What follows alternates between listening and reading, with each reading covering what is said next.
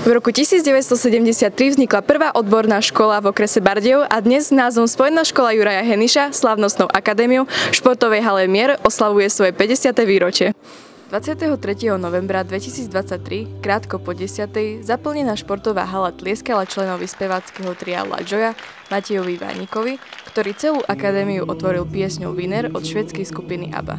Hneď na to sa objavili moderátori, aby postupne uvádzali všetkých, ktorí boli súčasťou programu. Príhovory, oceňovanie zamestnancov, ale aj bohatý kultúrny program sa páčil nielen študentom školy, ale aj hosťom. Bol to neskutočný zážitok, ktorý som v súčasnosti prežil.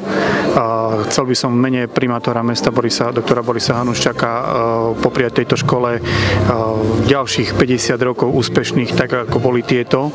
A pevne verím, že sa nám bude všetkým spoločne dobre dariť v tomto našom meste Bardejov. To, že škola venovala oslave svojej 50-ky veľkú pozornosť, dokazuje aj výber účinkujúcich do kultúrneho programu. Divákov zaujala nie len študentka školy Alexandra Pasterňáková, ale aj očarujúce vystúpenie folklórneho súboru Čerhovčan.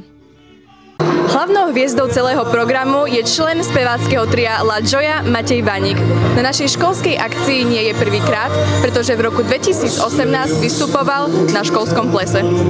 Na ples, teraz neviem, ktorý to bol ročník, aby som nepovedal, 2018, ja si spomínam už trošku tak matnejšie, bolo to predsa len dávnejšie, ale bola to veľmi pozitívna atmosféra, hlavne ma prijali všetci študenti veľmi fajn, takže pre mňa to bol ples, ktorý som si užil úplne od samého začiatku vlastne až do konca a budem sa tešiť, keď nejaká taká príležitosť ešte príde. Možno aj preto, že prostredie, do ktorého prišiel z minulosti poznal, si mohol atmosféru oslavy vychutnať naplno.